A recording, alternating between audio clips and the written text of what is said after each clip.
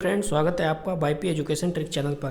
तो दोस्तों, इस वीडियो में हम बात करेंगे आज सीटैट में जो आने वाला सबसे महत्वपूर्ण टॉपिक है वो है कोहल वर्ग का नैतिक विकास का सिद्धांत। देखिए, कोहल वर्ग का नैतिक विकास का सिद्धांत, तो इसके कॉन्सेप्ट को क्लियर हम करेंगे इस वीडियो में। आपको बताना चाहेंगे कि आप हमारे चैनल पे नए हैं या अभी तक आपने हमारे चैनल को सब्सक्राइब नहीं करा है तो आप नीचे रेड करके सब्सक्राइब बटन पे क्लिक कर लें और बराबर में बेल आइकन की घंटी है उसको भी प्रेस कर लें। इससे क्या होगा कि जब भी हम वीडियो को अपलोड करेंगे तो उसका नोटिफिकेशन सबसे पहले आपके पास पहुंच जाएगा। वीडियो को बिल्कुल शुरू से लेकर लास्ट तक देखना, टॉपिक तभी आपके समझ में अच्छे से आएगा। देखो, कोहल वर्ग का नैतिक विकास का सिद्धांत, इनके जो सीटैट का आपका एग्जाम है उसमें इस टॉपिक से भर भर के क्वेश्चन पूछे जाते हैं। 2 से 3 क्वेश्चन हर बार पेपर में बनते हैं और 2 से 3 से अधिक भी क्वेश्चन आपको इससे देखने को मिल सकते हैं। तो इस वीडियो को बिल्कुल लास्ट तक देखना, सारे कॉन्सेप्ट मैं इस वीडियो में आपके क्लियर कर दूंगा। ठीक है, चलो टॉपिक की करते हैं हम टॉपिक को अब स्टार्ट। देखो, टॉपिक स्टार्ट करने से पहले 2-3 बातें मैं आपको बताना चाहूँगा, वो आप समझ लो। जो कोहल वर्ग है ना, इनकी मैं बात करूंगा कोहल वर्ग की। कोहल वर्ग ने जो लेवल दिए हैं वो लेवल दिए हैं 3। कितने लेवल दिए हैं? 3 लेवल दिए हैं। देखो, इस प्रकार से हम डिवाइड कर दे रहे हैं। लेवल आपका ये हो गया, मान लो फर्स्ट, और ये हो गया सेकेंड, और ये हो गया थर्ड।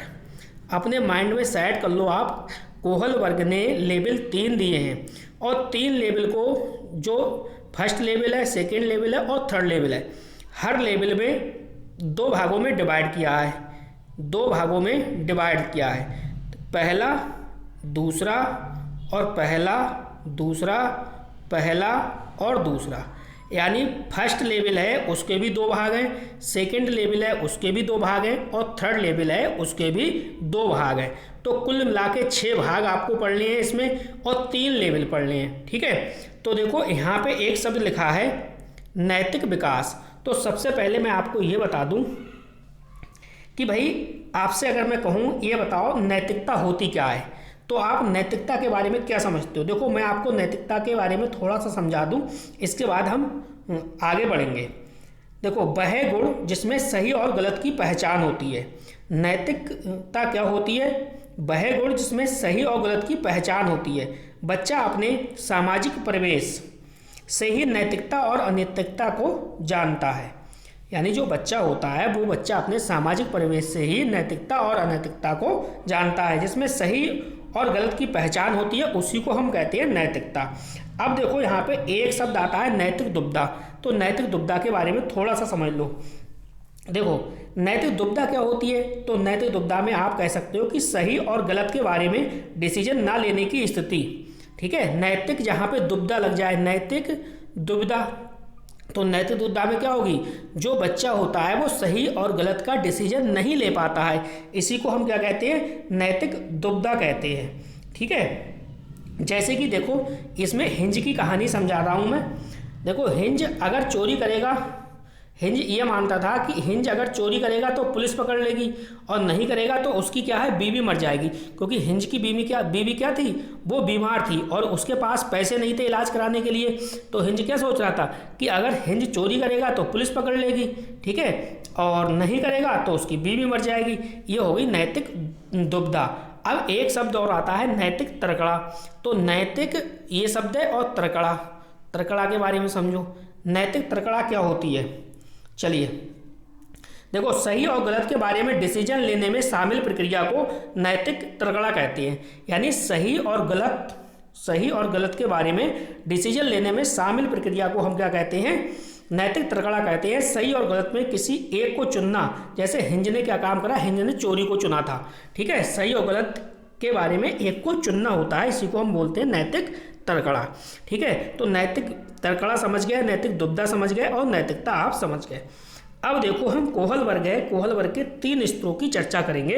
लेवल हमारे जो हैं वो 3 हैं और भाग कितने हैं? भाग एक लेवल के 2-2 भाग हैं, तो 2 3 या 6 भाग हैं। इसमें देखो, पहला है पूर्व परंपरागत बोलो, चाहे बोलो आप प्राक रूढ़िगत नैतिक स्तर। ठीक है, ये आपका पहला लेवल जो है वो पहला है। ठीक, लेवल क्या है? पहला है, कलर चेंज कर ले रहे हैं, लेवल पहला है और पहले लेवल है वो 4 से 10 वर्ष का है। आयु जो है वो 4 से 10 वर्ष है। अब देखो इसमें होता क्या है, पूर्व परंपरागत स्तर में देखो ये जो स्टेज है ना, इस अवस्था में बच्चे को सही गलत के बारे में पता नहीं होता, सही गलत के बारे में पता नहीं होता। इस अवस्था में नैतिक तर्कड़ा दूसरे लोगों के मानकों के अनुसार होती है। इसे 2 भागों में बांटा गया है। अब जो क्वेश्चन आपका बनता है, क्वेश्चन ये 2 भागों में बांटा गया है। यहाँ से क्वेश्चन अंदर से गहराई से पूछा जाता है। तो देखो पहला क्वेश्चन, पहला पॉइंट क्या है इसमें, पूर्व परंपरागत था। इसके जो 2 भाग हैं, 2 भाग कौन कौन से हैं? पहला भाग है आपका दंड एवं आज्ञाकारिता, दूसरा है साधनात्मक सापेक्षता तथा उन्मुखता। तो पहला वाला जो है दंड एवं आज्ञाकारिता, इसके बारे में समझिए। ए नंबर, तो दंड एवं आज्ञाकारिता देखिए, इसमें जो बच्चा है, इसमें बच्चे की नैतिकता सजा और आज्ञा पालन पर आधारित होती है। किस पर होती है? नैतिकता सजा और आज्ञा पालन पर आधारित होती है। जब हिंज ने चोरी की तो बच्चों ने सोचा कि अगर भाई चोरी करेगा तो उसे क्या है, सजा मिलेगी। ठीक है, तो यही तो है, जब नैतिक सजा और आज्ञा पालन पर आधारित है। जब हिंज ने चोरी की तो बच्चों ने सोचा कि भाई अगर चोरी करेगा तो उसे क्या मिलेगी, सजा मिलेगी। तो दंड और एवं आज्ञाकारिता। अब देखो सेकेंड इसकी जो स्टेज है वो है साधनात्मक सापेक्षता तथा उन्मुखता। ठीक है, तो इस अवस्था को हम जैसे को तैसा भी कहा जाता है। ये जो स्टेज है आपकी बी वाली है, साधनात्मक सापेक्षता तथा उन्मुखता, इसे इस स्टेज को जैसे को तैसा भी कहा जाता है। जैसे अगर मैं उदाहरण दूं तो देखिए 2 बच्चे होते हैं, 2 छात्र होते हैं। इसमें अगर एक छात्र है वो इसमें एक छात्र दूसरे छात्र का अगर पेन तोड़ता है तो जो दूसरा वाला छात्र है वो भी उसका पेन तोड़ देता है, यानी जैसे के साथ तैसा व्यवहार। क्योंकि देखो इसमें जैसा व्यवहार कोई उसके साथ करेगा वैसा ही वह खुद भी करेगा। जैसे अगर आप किस दूसरे बच्चे को थप्पड़ मारोगे तो दूसरा बच्चा भी आपके क्या मारेगा, थप्पड़ मारेगा, यानी जैसे को तैसा। ठीक है, तो इसमें आपका ये समझना था। अब देखो फिर से आप देख लो, लेवल आपका फर्स्ट कंप्लीट करा दिया मैंने, लेवल फर्स्ट आपका कंप्लीट हो गया। और लेवल फर्स्ट के साथ साथ देखो ये लेवल आपका फर्स्ट था, आप स्क्रीनशॉट ले लो। लेवल जो फर्स्ट था इसके ए और बी 2 भागों में डिवाइड था, तो ये भी 2 भाग आपके क्लियर हो गए। अब हम चलते हैं लेवल 2 पर। लेवल 2 पर वीडियो को लाइक नहीं करा तो वीडियो को लाइक करिए और वीडियो की लिंक को अपने सभी दोस्तों में शेयर भी कर दीजिए। चलो लेवल 2 समझो। लेवल 2 है परंपरागत स्तर। परंपरागत स्तर या आप कह सकते हो रूढ़िगत नैतिकता का स्तर। ये है 10 वर्ष से 13 वर्ष तक आयु के बच्चों के लिए, 10 से 13 वर्ष। देखो अब लेवल 2 है, लेवल 2 है, इसके 2 भाग हैं। कितने भाग हैं? इसके 2 भाग हैं। पहला जो ए नंबर पे है वो है अच्छा लड़का या फिर अच्छी लड़की, और जो दूसरा है बी नंबर है, देखो बी नंबर है कानून एवं व्यवस्था उन्मुखता।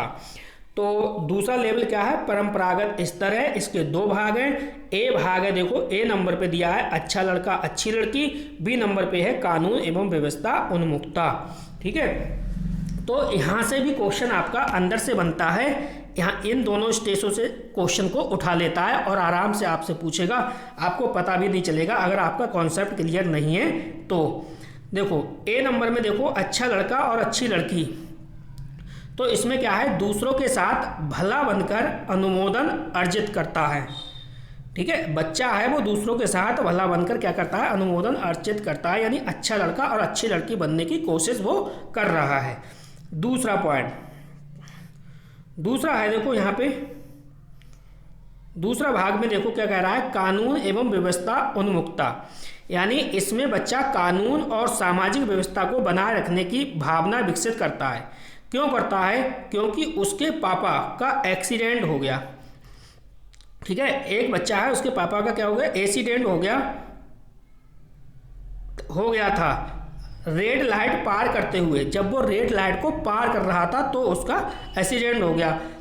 ठीक है, इसलिए वह ऐसा नहीं करेगा।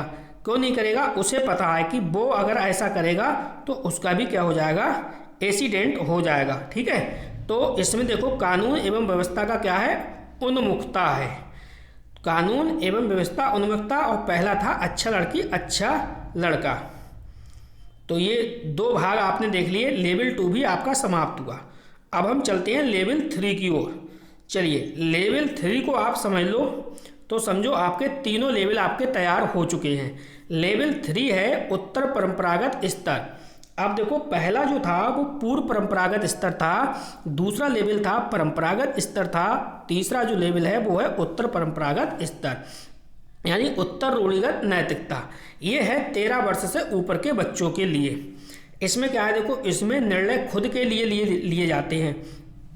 इसमें निर्णय खुद से लिए जाते हैं, यानी निर्णय लेने के लिए बच्चा खुद निर्णय लेता है, ना कि समाज के जरिए या कि क्या सही है और क्या गलत है। ठीक है। अब देखो लेवल जो 2 है इसके भी 2 भाग हैं। लेवल 2 के 2 भाग हैं। पहला भाग है सामाजिक अनुबंधन उन्मुक्ता, दूसरा है सार्वभौमिक नैतिकता सिद्धांत उन्मुक्ता। तो एक एक करके हम अच्छे से कवर करेंगे। चलो पहला जो है वो है सामाजिक अनुबंध उन्मुक्ता। देखो इसमें किशोर यह मानते हैं कि नियम लोगों के भले के लिए है। नियम जो है वो लोगों के किसके लिए, भले के लिए हैं। अगर किसी नियम से किसी का नुकसान होता है तो ऐसे नियम को तोड़ देना चाहिए। इसमें किशोर यह समझते हैं कि जो नियम है वो लोगों के भले के लिए हैं। अगर किसी नियम से किसी का भी नुकसान होता है तो ऐसे नियम को तोड़ देना चाहिए। अगर रेड लाइट तोड़कर उसके पापा की जान बच सकती थी तो उसे तोड़ दो, तो उसे क्या करना चाहिए, तोड़ देना चाहिए। ये सामाजिक अनुबंध उन्मुक्ता यानी ए है। और बी भाग है इसका, देखो सार्वभौमिक नैतिकता सिद्धांत उन्मुक्ता। तो इसके बारे में आप समझो, कहीं मत जाना। लास्ट पॉइंट जो है वहाँ से क्वेश्चन बार बार पेपर में पूछा जाता है, तो उसे जरूर समझना। देखो सार्वभौमिक नैतिकता सिद्धांत उन्मुक्ता, इसमें क्या है, इसमें किशोर दूसरे के विचारों से नहीं बल्कि खुद के मानकों के अनुसार व्यवहार करता है। इसमें किशोर दूसरे के फायदों के लिए अपनी जान पर खेल जाते हैं, यानी दूसरे के भले के लिए, दूसरे के फायदे के लिए वो अपनी जान पे भी खेल जाते हैं। अब यहाँ पे एक बात समझ लो आप। देखो मैंने आपको जीन पियाजे कंप्लीट करा दिया, ठीक है। जीन पियाजे की जो वीडियो है उसकी लिंक मैं इस वीडियो के डिस्क्रिप्शन में दे दूंगा, या फिर आप CTET की जो मैंने प्लेलिस्ट बना दी है उस प्लेलिस्ट को आप चेक करिए। वहाँ पे आप जाइए, सारे कॉन्सेप्ट आपके क्लियर हो जाएंगे। और जो CTET के अब तक के 10 ईयर के लगभग पेपर हैं, 10 ईयर के पेपर की बात कर रहा हूँ, 10 ईयर के पेपर आपको मेरे CTET प्लेलिस्ट पे उपलब्ध है, ठीक है। CTET प्लेलिस्ट पे जाइए, वहाँ से आप अच्छे से एक एक पेपर को पढ़ लीजिए, ठीक है। या फिर इस वीडियो के डिस्क्रिप्शन में जाइए, वहाँ पे टेलीग्राम चैनल की लिंक मिलेगी, वहाँ से भी आपको मिल जाएंगे। देखो इस वीडियो का जो लास्ट पॉइंट है इसको समझना आप, ये मेन है। देखो मैंने नोट करके लिखा है आलोचना। क्या लिखा है, आलोचना। हर बार पेपर में लगभग में 2 से 3 बार ये आलोचना ही पूछी गई है। देखो कैरोल गिलिगन, ठीक है, किसने आलोचना की है, आलोचना की है इनकी कैरोल गिलिगन ने। उन्होंने कहा है कि इन्होंने अपने एक्सपेरिमेंट में महिलाओं को कम प्राथमिकता दी है, ठीक है। इस बेस पे उन्होंने क्या की है, आलोचना करी है। किसने करी है, की है कैरोल गिलिगन ने की है। उन्होंने क्या कहा है, उन्होंने कहा है कि जो एक्सपेरिमेंट है किसका, कोहेलबर्ग का, इन्होंने अपने एक्सपेरिमेंट में महिलाओं को कम प्राथमिकता दी है। तो ये थी आलोचना, ठीक है। इस आलोचना के साथ ये टॉपिक कंप्लीट हो गया। आप इसका स्क्रीनशॉट ले सकते हैं और अपने नोट्स बेहतरीन तरीके से बना सकते हैं, ठीक है। 1 से 2 बार आप अगर इस वीडियो को देखोगे तो सारे कॉन्सेप्ट आपके क्लियर हो जाएंगे। यहाँ से 2 नंबर पक्का समझो आप CTET में, 2 नंबर 100% आपका पक्का हो जाएगा। इस वीडियो को आपने अच्छे से देख लिया, इस कॉन्सेप्ट को अच्छे से समझ लिया। तो बस इस वीडियो में इतना ही था। वीडियो देखने के लिए आपका बहुत बहुत धन्यवाद। मिलते हैं नेक्स्ट वीडियो में।